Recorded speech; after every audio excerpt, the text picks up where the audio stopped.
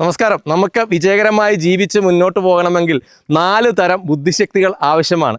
ഇതിൽ ഒന്നാമത്തേത് general intelligence ആണ്. സാധാരണ നമ്മൾ പറയുന്ന ബുദ്ധി, പഠിച്ച കൂടുതൽ മാർക്ക് വാങ്ങിക്കുന്ന കുട്ടികളെയാണല്ലോ നമ്മൾ സാധാരണ ബുദ്ധിയുള്ളവർ എന്ന് പറയുന്നത്. ഓർമ്മശക്തി ബുദ്ധിയുടെ ഒരു അളവുകോൽ മാത്രമാണ്. എന്താണ് യഥാർത്ഥ ബുദ്ധിശക്തി? 3 കാര്യങ്ങളുള്ളവരാണ് യഥാർത്ഥ ബുദ്ധിമാന്മാർ എന്നാണ് മനഃശാസ്ത്രം പറയുക. അതിൽ ഒന്നാമത്തേത് capacity to understand the world എന്നതാണ്, ലോകത്തെ മനസ്സിലാക്കാനുള്ള ശേഷി.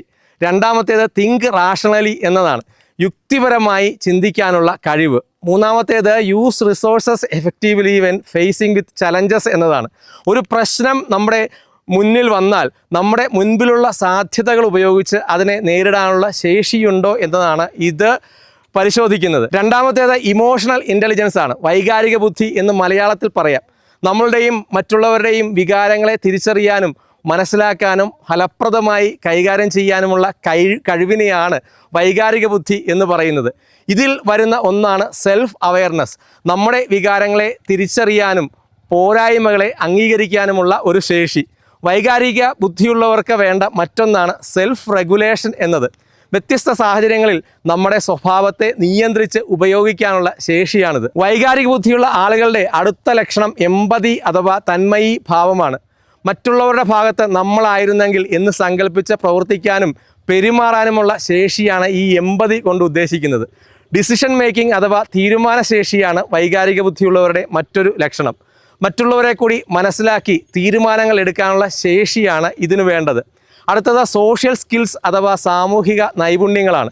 മറ്റുള്ളവരുമായി ആരോഗ്യകരമായ ബന്ധം സൂക്ഷിക്കാനും ഉണ്ടാക്കാനുമുള്ള ശേഷിയും വൈകാരിക ബുദ്ധിയുടെ ഭാഗമാണ്.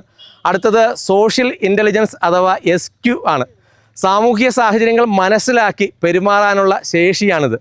അതിന് പല ഘട്ടങ്ങളുണ്ട്. ചെറുപ്പത്തിൽ നമ്മൾ ഒരു ആശ്രയത്വ മനോഭാവമുള്ളവരായിരിക്കും, എന്തിനും ഏതിനും മറ്റുള്ളവരെ ആശ്രയിക്കുന്ന ഒരു പ്രകൃതം. അടുത്തത് ഇൻഡിപെൻഡൻസ് ഘട്ടമാണ്, ഒരു സ്വാതന്ത്ര്യബോധം മുന്നിട്ട് നിൽക്കുന്ന ഘട്ടം. ഹൈസ്കൂൾ തലങ്ങളിലെത്തുന്ന കുട്ടികൾ മുതൽ ഈ സ്വാതന്ത്ര്യബോധം നമുക്ക് കാണാൻ സാധിക്കും. മൂന്നാമത്തേതാണ് സോഷ്യൽ ഇൻ്റലിജൻസ് ഉണ്ടാക്കുന്നതിൻ്റെ ഭാഗമായി നമ്മൾ മനഃപൂർവ്വം വികസിപ്പിക്കേണ്ട ഒരു ഭാഗം. അത് ഇൻ്റർ ഡിപ്പെൻഡൻസ് സ്റ്റേജാണ്, പരസ്പര ആശ്രയത്വം, ഒരു കാര്യം കൂടിച്ചേർന്ന് ചെയ്യാനുള്ള ശേഷി. ഇത്തരത്തിൽ സാമൂഹിക ബുദ്ധി വികസിപ്പിച്ചാലേ നമുക്ക് ഒന്നിലധികം ആളുകളുമായി സഹകരിച്ച് മുന്നോട്ട് പോകാനാവും. നാലാമത്തേത് സ്പിരിച്വൽ ഇൻ്റലിജൻസ് ആണ്, നന്മയും തിന്മയും തിരിച്ചറിയാനുള്ള കഴിവാണത്. അറിവ് മാത്രമല്ല, തിരിച്ചറിവും ഇതിൻ്റെ ഭാഗമായി ഉണ്ടാകുന്നതാണ്. ഈ 4 തരം ബുദ്ധിശക്തികൾ വികസിപ്പിച്ചാൽ നമുക്കും ജീവിതത്തിൽ ഉയരങ്ങളിലെത്താനാകും.